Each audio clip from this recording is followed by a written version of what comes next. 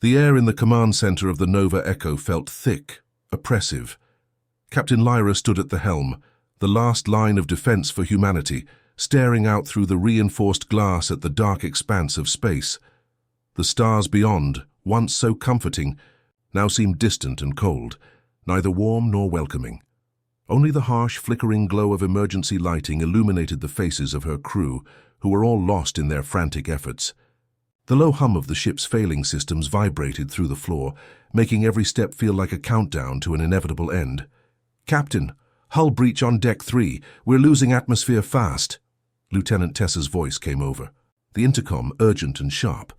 "It's spreading toward the aft engine room." Lyra's hands gripped the edge of the console, knuckles white. "Seal it off now. Redirect all power to the integrity shields. Do not let this spread." The crew worked in silence, their movements rapid but practiced. But no amount of training or determination could fight against the reality that the Nova Echo was a dying ship, a ship built for war but no match for the Zorax. The Zorax, they had come in force, an unstoppable juggernaut from beyond the stars. Their fleet had descended on Earth like a storm of destruction, overwhelming every defense, every last line of resistance. In a matter of days, cities were reduced to rubble, governments obliterated, the survivors scattered in the aftermath. The invaders had left nothing behind but a husk of humanity's former glory. And yet here the Nova Echo was, still floating in Earth's orbit, alone. "Captain!" Commander Cale's voice broke through the tension. He was hunched over the tactical panel, his face drawn with exhaustion. "The Zorax fleet is nearing, and they've cut off all communication with Fleet Command. We're completely isolated. We have no reinforcements coming. It's just us, Captain, and that fleet." Lyra turned to him, her gaze hard, but there was a flicker of something else in her eyes. Uncertainty. "What does that mean? What are they doing?" "They've surrounded us, Captain. They're closing in. Their ships are massive. Each one is like a moon, and they've got—" He hesitated, looking at the data scrolling across his screen. "They've got planetary weapons, orbital cannons that can melt entire continents." Lyra's stomach churned at the thought. The Zorax were notorious for their ruthlessness, their technological superiority, and their efficiency in wiping out anything that stood in their way. And Earth, the cradle of humanity, had been reduced to a graveyard of broken cities and dying hopes. And yet, here they were, still alive. The Nova Echo was the last ship of its kind, the last remnant of the fleet that had tried and failed to protect Earth. But why had the Zorax not finished the job? Why leave one ship behind, alone in orbit, when their victory was all but secured? There had to be something more to this. "I'm running a scan," Kyle said, his voice tight with tension. He tapped at his console, fingers moving faster now. "The fleet's just outside of targeting range, but their weapons are powering up. We don't have long." Lyra didn't reply. Instead, she turned her focus to the viewport. The distant shape of the Zorax warships loomed, their enormous hulls glowing with ominous energy. The ships seemed like silent predators watching, waiting for the kill. But why hadn't they killed yet? "Get me a direct line to the ship's archives," Lyra ordered, her voice sharp. She couldn't ignore the gnawing question any longer. "There has to be something in there. Some data, some intel, anything that explains why they didn't finish us off." Kyle gave her a long, troubled look, then nodded. "I'll try, Captain, but I can't guarantee we'll get anything useful. The ship's systems are in a state of failure. Most of the data storage is corrupted." Lyra wasn't listening. Her mind was already racing, piecing together the fragments of the puzzle. The Zorax didn't leave survivors. That was their rule. They wiped out entire civilizations, no mercy, no hesitation. Yet Earth was different. The planet had been conquered, yes, but it wasn't annihilated. And as far as she knew, the Nova Echo had never been part of any significant military operation. It was just a transport vessel, a ship for deep space exploration, the last remnants of humanity's exploration efforts. So why? She took a deep breath, fighting the rising panic, her fingers clenched into fists. "We fight," she said, her voice cold with determination. "We may be alone, but we're not powerless. We won't go down without knowing why they left us." The warning sirens blared once again, piercing the air, louder now, frantic. The ship shuddered beneath her feet as another blast struck. A low rumbling sound echoed through the Nova Echo, a deep thrum that felt like it came from the very heart of the ship itself. "Captain," Kyle said, his voice low and urgent, "I've got something. It's a message, a coded signal from the Zorax fleet." Lyra's heart skipped. "What does it say?" Kyle's fingers danced over the console as the message decrypted. The screen flashed with lines of strange symbols, alien and incomprehensible. Then slowly words began to form, an English translation. "We leave one behind. Watch carefully, the test has just begun." Lyra's eyes narrowed. A test? What kind of test? The answer hung in the air like a fog, thick and impenetrable. The Zorax had not just conquered Earth, they had left something behind. Something they wanted humanity to see. Something she had to find. Every great journey starts with a few brave explorers. Right now, Galactic War Stories is just beginning, and your support means everything. If you love epic sci-fi battles, deep space, mysteries and the untold stories of the cosmos, hit subscribe. It's free, and it helps us grow this universe together. Lyra took a step back, a deep breath filling her lungs. A test. The Zorax had left Earth in ruins, but their ultimate goal remained unclear. Why leave one ship behind? What were they watching for? The message had given her no answers, only more questions. She glanced over at Kale, who was still scanning the message. There was a chill in the air now, one that had nothing to do with failing systems or looming death. It was something worse, something colder, more methodical. Prepare. "To take the ship to maximum speed," Lyra ordered, her voice firm now. "Get us as far away from Earth as possible. We have to find out what they want, and if we're going to survive, we need answers." The room fell silent. Her crew knew the stakes. They knew the Zorax would stop at nothing to finish what they started, but Lyra wasn't ready to give up, not yet, not when they had the chance to fight back. The Nova Echo hummed with energy as the crew scrambled to execute Lyra's orders. Their destination was unclear, just away as far from Earth and the Zorax as possible. But even as the ship surged into the dark void of space, Lyra couldn't shake the unease that clung to her like a shadow. The Zorax fleet loomed. Behind them, massive and menacing, but they hadn't moved to strike again. Not yet. Lyra paced the length of the bridge, her boots tapping softly on the metallic floor. Every moment was a risk, every decision a gamble. She couldn't afford to make a mistake. Not now. "Captain," Kyle's voice broke through her thoughts. He was seated at the tactical station, his hands moving across the console with practiced speed. "I've decrypted more of the message from the Zorax. It's strange. There's a second part that didn't make sense before. It seems to be a location." Lyra's heart skipped. "A location? Where?" Kyle tapped a few more keys. The display shifted, revealing a set of coordinates, a series of numbers that appeared like a star map. "This," Kyle said, pointing to a glowing red dot on the map, "is where they're directing us. It's far from Earth, beyond the outer rim of the system, near a dead star." Lyra narrowed her eyes. "A dead star?" "Yes," Kyle confirmed, turning to face her. The star system was charted centuries ago, but it's been classified as non-viable. No planets, no moons, just remnants of a star that collapsed long ago. It's considered a graveyard for celestial bodies. A chill ran down Lyra's spine. The Zorax had left them a trail to follow. But why? It didn't add up. If they wanted to destroy humanity, if they truly had the power to wipe out Earth, why? Leave a puzzle, a hidden location for the last ship to chase. "Prepare a course," Lyra ordered. "Set a trajectory for the coordinates. We need to see what's there." As Kale adjusted the ship's course, Lyra returned to the viewport. The Zorax fleet had stopped advancing, maintaining a position at the edge of the solar system, as if they were waiting for something, or someone. She wasn't sure which. The silence between them and the fleet felt wrong. It was as though the Zorax were watching, studying them from a distance, but for what purpose? "Captain, I've finished scanning the ship's archives," came Tessa's voice, breaking through the heavy atmosphere. Lyra turned to see her standing in front of a console, her expression solemn. "There's more. I found records, fragments of reports from the earlier missions." Lyra crossed the room in quick strides. "What did you find?" Tessa hesitated, her fingers hovering over the console, as if uncertain whether to share what she had uncovered. "It's about the Nova Echo.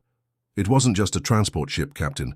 It was part of a much larger experiment, a prototype for deep space exploration, one designed to gather intel on hostile alien species. There were records of us mapping out systems, scouting new worlds." "Go on," Lyra urged, leaning closer. "There's a pattern," Tessa continued, her voice trembling slightly. "Every world we were supposed to investigate, every planet we explored, was marked by the Zorax. Almost as if we were bait." The word hung in the air like a thundercloud, and for a moment Lyra felt her breath catch. They had been a decoy. The Nova Echo, humanity's last hope for survival, had been a trap all along. But the Zorax hadn't expected this, hadn't expected the survivors aboard the ship to fight back, to run. Lyra clenched her fists. "How long until we reach the coordinates?" "At our current speed, about 30 hours, Kyle said, his voice calm but strained with tension. "Then we'll be ready," Lyra said, her voice resolute.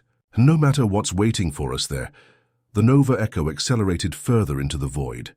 Time felt like it was both standing still and rushing toward them. The crew worked in silence, preparing for whatever was waiting at the farthest reaches of space. Lyra returned to her quarters, her mind ablaze with questions. As she sat in her small, dimly lit cabin, she opened her personal log. Her fingers hesitated above the console. The log was meant for her crew, but the words she needed to say felt like they were meant for herself. Captain's log: "Earth has fallen. Humanity has been defeated. The Zorax came like a storm, and we couldn't withstand them. We lost everything. And yet they leave us alive. Why? What is their purpose?" She paused, staring at the blinking cursor, the silence heavy. She thought about Earth, the home she would never see again, the people she loved. Her mind lingered on the Nova Echo, her crew, her responsibility. They were all that was left. But the strange message, the cryptic message from the Zorax, nagged at her. They had left one ship behind, her ship. Were they giving them a chance to survive? Or was this some sort of twisted game? A test? "Captain?" Tessa's voice came through the intercom, shaking Lyra from her thoughts. "You need to see this." Lyra rushed to the bridge where Kyle was waiting for her, eyes wide with disbelief. "The Zorax fleet," he said, voice tight with urgency. "They're moving. It's like they're preparing for something. A shift in position. Something's happening." Lyra stood by the viewport, her breath catching in her throat. The Zorax ships, which had once been stationary, were now in motion. Slowly, deliberately, they began to rearrange themselves in an intricate formation. "That's not normal," Kyle muttered, scanning the data again. This isn't a standard maneuver. They're aligning in a grid pattern." Lyra's instincts flared. "What does it mean?" "We don't know," Kyle replied, "but it's too organized to be random. They're positioning themselves for something." Lyra's gaze fixed on the black expanse ahead. The Zorax were planning something. They had to be. The Nova Echo surged forward, its engines thrumming in a steady hum as it pushed farther from Earth and into the unknown. Lyra stood at the front of the bridge, her gaze locked on the viewport. The stars stretched out before her like an endless sea, cold and indifferent. But her mind wasn't on the beauty of deep space. It was on the growing question that gnawed at her. What did the Zorax want? It had been hours since the Zorax fleet had started its peculiar formation, and though the Nova Echo had moved out of range, the sense of impending danger hadn't faded. The message from the Zorax still echoed in Lyra's mind. "We leave. One behind, watch carefully. The test has just begun. It wasn't just a message, it was a warning. Or maybe an invitation." The Zorax had given them a task, to follow the coordinates. But why? What were they meant to find, and why had they left Earth with one ship intact, knowing full well that it could potentially defy their victory? "Captain, we've reached the location," Kale said, his voice cutting through her thoughts. He stood at the tactical console, his brow furrowed in concentration. There's nothing here. No anomalies, no ships, no debris. Just nothing. Lyra's heart sank. She had hoped that there would be some sign, some clue to explain the Zorax's cryptic actions. Instead, they had arrived at a dead star system as predicted, a place where even the most advanced sensors couldn't pick up anything unusual. The silence stretched on, oppressive and suffocating. Lyra walked to Kyle's side, her eyes scanning. The data on the screen. The system was barren, a lifeless stretch of space with only the faint remnants of a star that had once burned bright. "I don't like this," she murmured. "There's something off about this whole situation. Captain," Tessa's voice came over the comms, her tone cautious. "I'm picking up something faint. It's coming from a nearby asteroid field, about 5 light-years from here. It's low-frequency radiation, but it doesn't match anything we've encountered before." Lyra's pulse quickened. "That's it. That's where they want us to go." Without hesitation, she turned to Kale. "Set a course for that asteroid field, full throttle." The Nova Echo changed course, its engines roaring to life as the ship turned away from the desolate star system and toward the unknown. The crew was silent, each of them caught in their own thoughts, each of them questioning what lay ahead. Hours passed in tense silence, the vast emptiness of space pressing in around them. The ship moved swiftly, the asteroid field growing larger with every passing minute. And with it, Lyra's unease grew. Something was waiting for them out there. They arrived at the asteroid field just before the 4th shift of the cruise cycle. The sight before them was eerily beautiful, a dense cluster of rock and debris, floating in chaotic orbits around the remnants of a destroyed moon.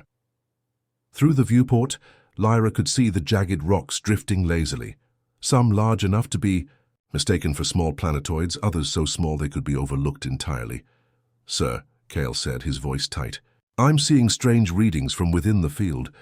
The radiation levels are fluctuating. It's like it's coming from something inside the rocks themselves." Lyra's brow furrowed. "Can you pinpoint the source?" "Not exactly," Kyle admitted. "It's too diffuse, but I've identified a larger concentration of energy toward the far side of the field. If we can navigate through the debris, we might find the source." "Navigate then," Lyra ordered, her voice low but firm. "We're not leaving until we find out what's down there." The Nova Echo weaved carefully through the asteroid field, its engines humming as it dodged debris and rock formations. The crew held their breath, each twist and turn more precarious than the last. The field was dense, chaotic, and navigating through it required precision.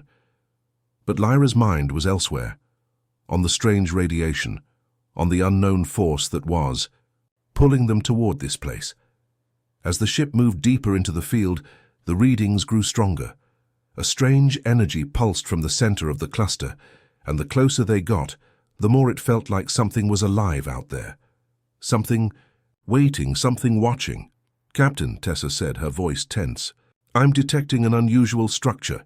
It's buried inside the largest asteroid, but it's there. We found something." Lyra's pulse quickened. "Is it Zorax? A weapon?" "I don't know yet," Tessa replied, her voice tight with uncertainty. "It's not consistent with anything we've seen from their ships, but it's definitely artificial, and it's ancient." Lyra glanced at Kyle, who was studying the readouts. "Captain, I'm seeing a pattern in the energy readings," Kyle said, his voice lower now, like a man on the edge of a discovery. "The radiation emissions match nothing in Zorax records. This might not be their technology." "What do you mean?" Lyra asked, leaning in, her curiosity piqued. Kyle looked up at her, his face pale. "I think this might be something older, something predating the Zorax." Tessa spoke up again, her voice steady but strained. "We're close. The energy source is coming from within the asteroid. If we can get a closer scan, we might—" Suddenly, the ship jolted. The entire bridge shuddered violently, throwing Lyra off balance. The alarms blared again, shrill and insistent, as lights flickered, and the hull groaned under the pressure. "Report!" Lyra barked, scrambling to her feet. "We're being pulled into the asteroid field's gravity well," Kyle shouted over the noise.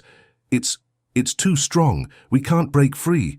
Lyra's stomach churned as she watched the asteroid field grow larger in the viewport.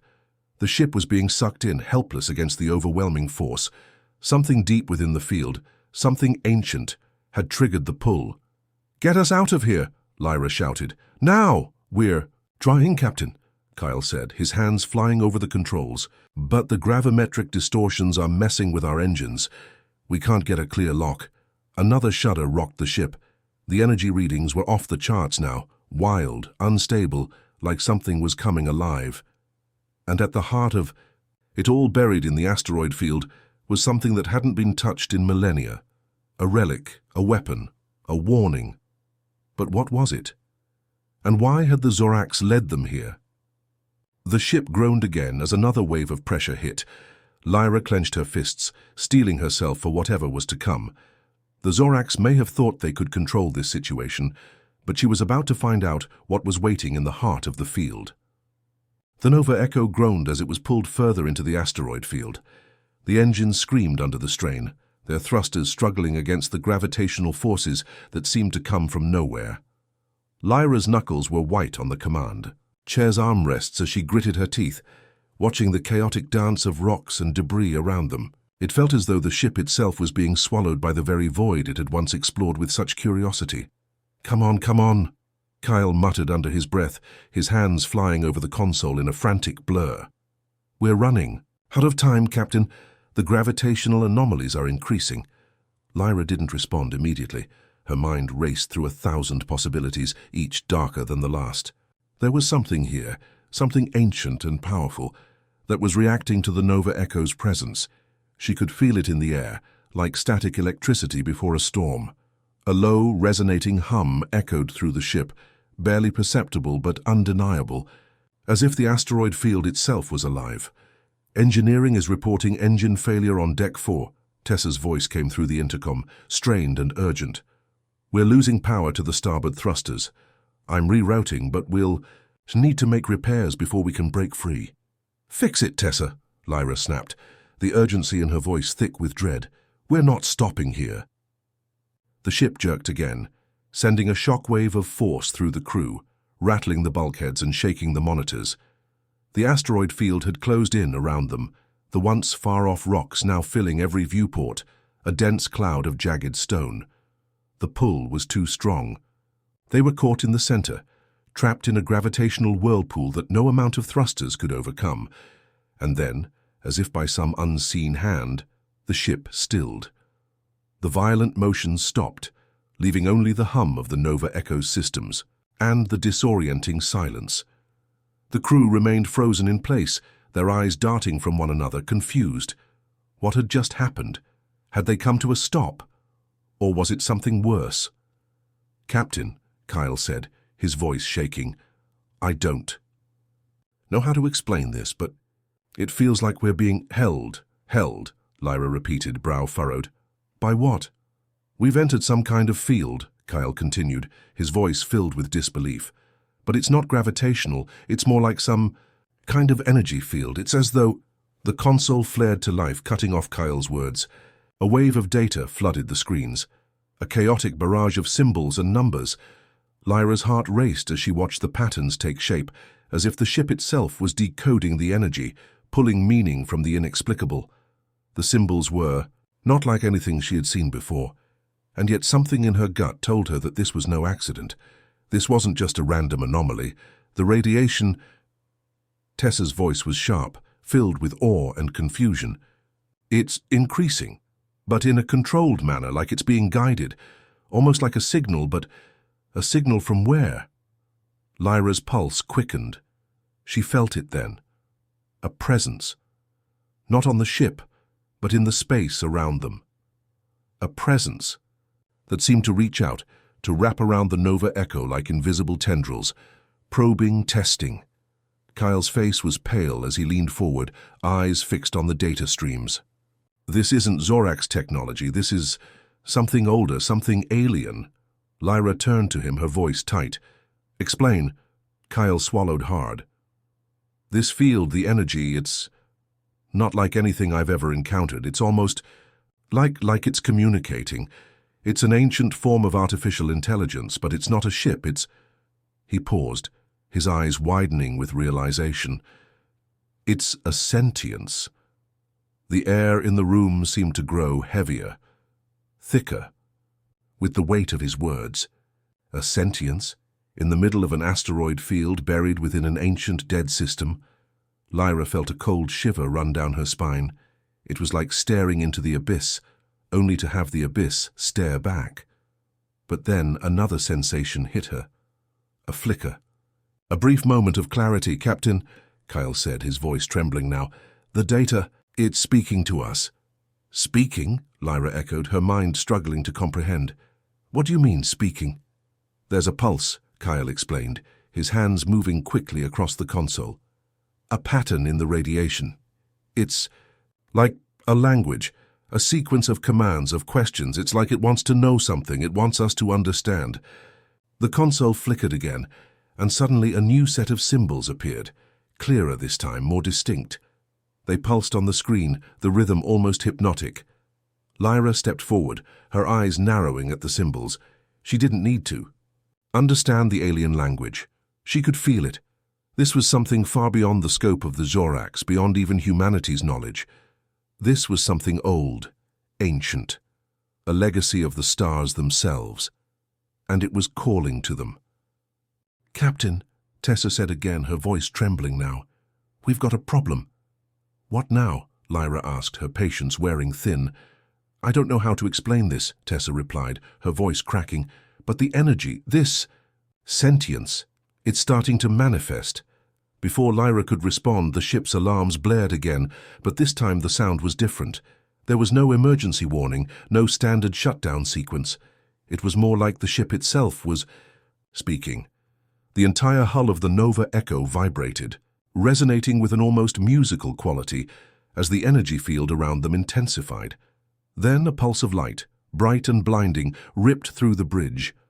The room was filled with a crackling static, and for a moment everything went dark. Lyra's vision swam in darkness. She could feel the ship shifting, groaning, as if caught in the grip of some immense force. When the light faded, the bridge was silent. The view from the front of the ship had changed. The asteroid field was gone. In its place, there was something else, something impossible. A colossal structure, its edges indistinct in the dim light. Its surface was covered in geometric patterns, alien symbols that seemed to pulse with a life of their own.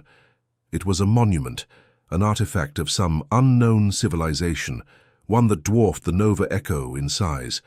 Its purpose was unknown, but its presence was undeniable. This... Kyle's voice was barely a whisper. This is what the Zorax were afraid of. Lyra's heart hammered in her chest as she took in the sight. "What is it?" Kyle's voice faltered. "This is what they were trying to keep us from finding. This is the true source of their power." And then, from the heart of the structure, a low, deep hum reverberated through the ship, like the heartbeat of an ancient world, alive and waiting. The presence of the colossal structure, now hanging before them like a silent monolith, was overwhelming. It towered in the darkness of space, its surface gleaming faintly, as though it were alive, reacting to their proximity. It wasn't just a structure, it was a force, ancient and powerful. The ship's systems hummed erratically, as if reacting to the energy pouring out of the structure. We've found it," Kyle murmured, almost to himself. His hands shook as they hovered above the console, unable to tear his eyes away from the display. The Zorax knew about this. They knew exactly what they were doing when they led us here. Lyra's gaze never left the structure. She could feel it too, an unnatural pulse of energy, as if the very fabric of space around them bent and flexed in time with its rhythm. The energy was like a heartbeat, deep and resonant, resonating in her chest. It was alive, or at least it felt that way. Why didn't they destroy it? Tessa's voice came from behind her, shaky but steady. If they were so determined to wipe out humanity, why leave this behind? Why leave us alive? Lyra swallowed hard, her thoughts racing. "I don't know, but we're about to find out." The Nova Echo drifted closer to the massive structure, its gravitational pull stronger now, tugging them inexorably toward its surface. The asteroid field, once a chaotic mass of rocks and debris, had faded completely from view. There was only the structure, an impossible monument, standing still in the vastness of space, waiting for them. Kyle's fingers flew across the controls, trying to make small adjustments to the ship's trajectory, but it was no use. They were locked in. Now, the gravitational field from the structure had them in its grasp, and it wasn't letting go. "Captain, the energy readings are off the scale," Kyle said urgently. "We can't even get a clear reading from our sensors. Whatever this thing is, it's blocking all external communication. It's like we've entered its domain." Lyra clenched her fists. "What do you mean, blocking communication?" "We can't send out a signal," Kyle replied, looking up at her. "We're cut off from the rest of the galaxy. No comms, no subspace transmission. We're on our own here." Tessa's voice, low and uncertain, echoed in the bridge. What if this structure isn't a weapon? What if it's something else? Something ancient, something alive? What if it's trying to communicate with us?" The idea struck Lyra like a bolt of lightning. She felt a flicker of something deep inside her, a fleeting sense of recognition, as if the structure was calling to her, beckoning her closer. "Can you interface with it?" she asked, turning to Tessa. "Can you try to establish contact? See if it can communicate with us?" Tessa hesitated, her eyes scanning the strange, unreadable symbols on the structure's surface, symbols that seemed to move and shift, as if alive. I don't know, but I can try." With a deep breath, Tessa began working her console, her fingers moving swiftly as she attempted to override the Nova Echo's systems to create a secure connection. The atmosphere in the bridge was thick with tension, the air crackling with the energy pulsing from the structure outside. For several long moments, the only sound was the rapid clicking of Tessa's hands on the console and the growing hum from the structure itself. Then, without warning, the ship's hull shuddered, violently. The lights flickered. The console screen went black. "Something's happening," Tessa said, her voice tight. It's accepting the connection." The ship vibrated again, this time more violently, as if the very core of the Nova Echo were being shaken by an unseen force. Lyra gripped the armrest of her seat, her body tense as the bridge filled with a deep, resonant hum, a low, vibrating sound that seemed to reverberate in the very bones of the ship. "We've got incoming data," Tessa said, her voice a mix of awe and fear. "The energy field, it's responding to the ship's systems. It's like it's communicating." Cale's eyes widened as the console flickered back to life, revealing streams of data, alien code, symbols that shifted and reformed like some complex puzzle. The data was coming in fast, almost too fast for Cale to process. It's trying to understand us," Cale said, his voice barely above a whisper. "This is a kind of sentient communication. It's not just a message. It's reading us." Tessa's brow furrowed. "It wants to know something. It's probing our systems, trying to learn about us. It's gathering data." Lyra stepped forward, her heart pounding. "What does it want with us? Why is it asking for information?" "I don't know," Kyle said, his voice strained, "but it's definitely not Zorak's technology. This thing, it's older, much older, and more advanced. It's not a weapon, it's something else." Another pulse of light erupted from the structure. This time it wasn't blinding, but the energy was unmistakable, a surge of raw power pouring into the ship. Lyra felt it, wash over her like a wave, an overwhelming tide of energy that flooded every system on the Nova Echo. The ship's lights flickered, then stabilized. The hum in the air grew louder, more insistent. And then, the symbols on the ship's console stopped shifting. For a brief moment, everything went still. The noise stopped. The ship was silent. Then a voice. It wasn't audible in the traditional sense, it wasn't sound at all, but it was unmistakable. It vibrated through the Nova Echo, through Lyra's very bones. Humanity. The voice was deep, ancient, and impossibly old. "You have found me. You have awakened me, but I do not understand." Lyra's breath caught in her throat as she stood frozen, the weight of the voice pressing on her chest. It wasn't the Zoraks. It wasn't a weapon. This was something else entirely. The voice spoke again, each word carrying an immense weight. I am the gatekeeper. I am the watcher of worlds. I know the paths of stars, the rise and fall of civilizations, but you, humanity, are new to me. I do not understand what you seek. What is your purpose? The silence that followed was suffocating. Every crew member on the bridge was frozen, their eyes wide with disbelief. This was not just an encounter, it was an awakening. Lyra's pulse thudded in her ears as she took a shaky breath, her voice barely a whisper. We're here. To survive. The words from the gatekeeper, I do not understand, lingered in the air like a weight, suffocating the very breath from the crew. Lyra stood frozen in place, her heart pounding in her chest, as if the immense power of the voice reverberated through every fiber of her being.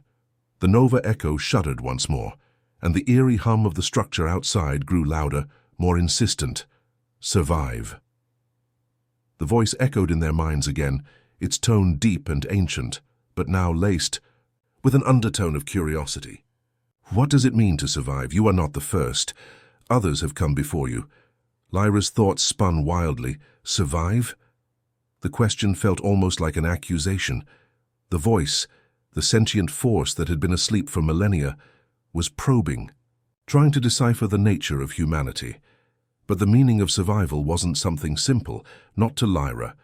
It was something she'd carried with her through every battle, every loss, every desperate moment of struggle. It was the fire that had driven humanity from the brink of extinction on their homeworld to the stars, to the unknown.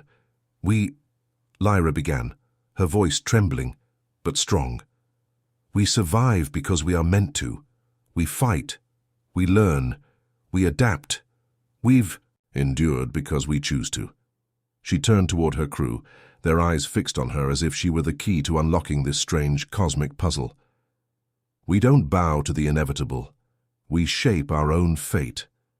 The voice in her mind seemed to pause, as if considering her words.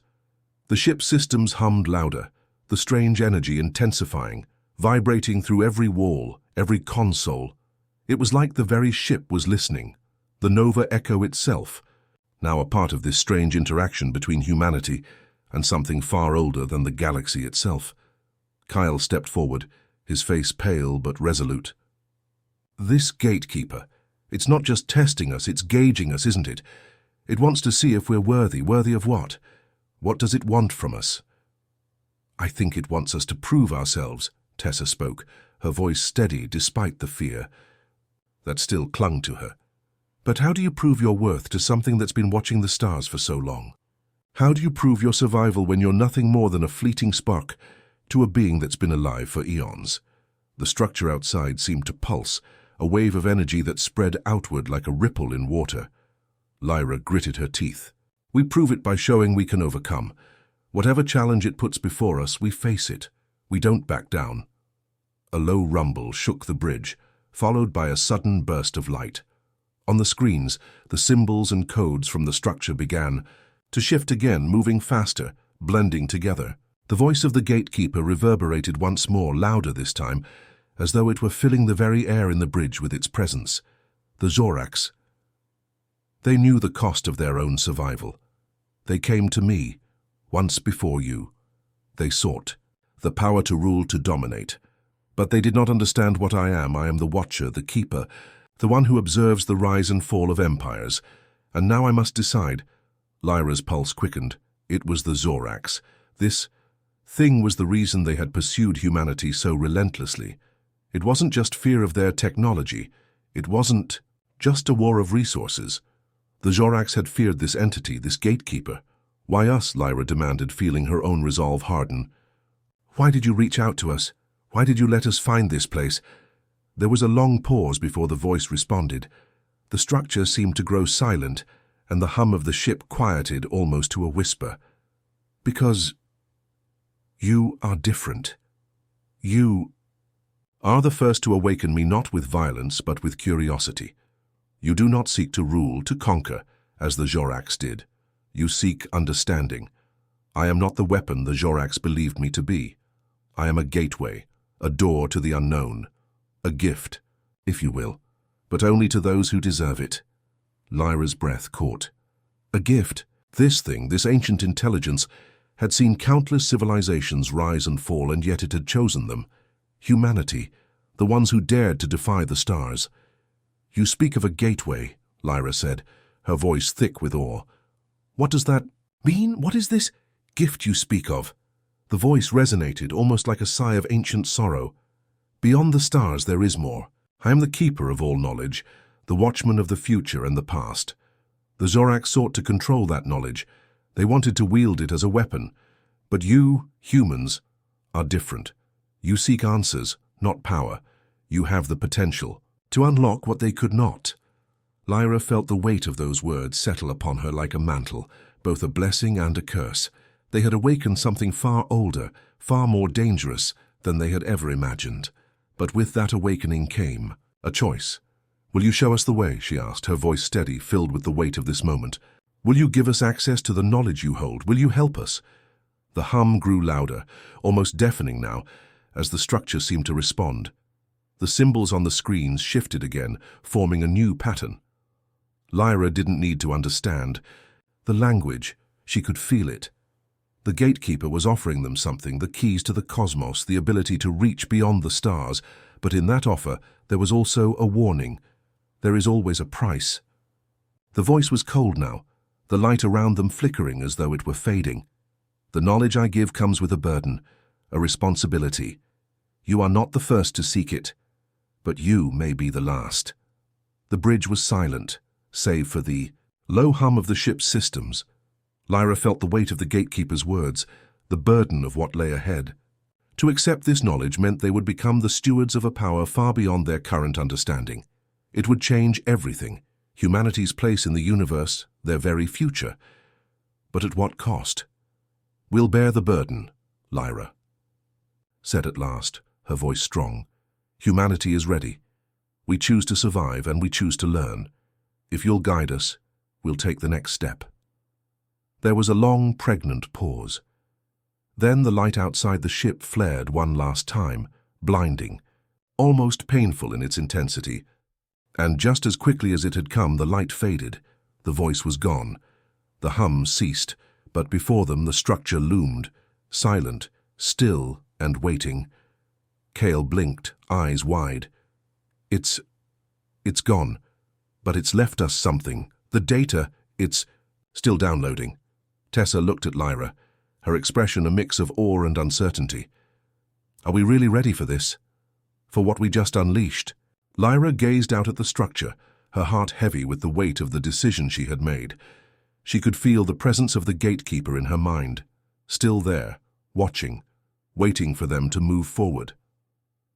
Humanity had survived this far. And now they were ready for the next chapter. "We'll be ready," Lyra said, her voice full of resolve. "We have no choice."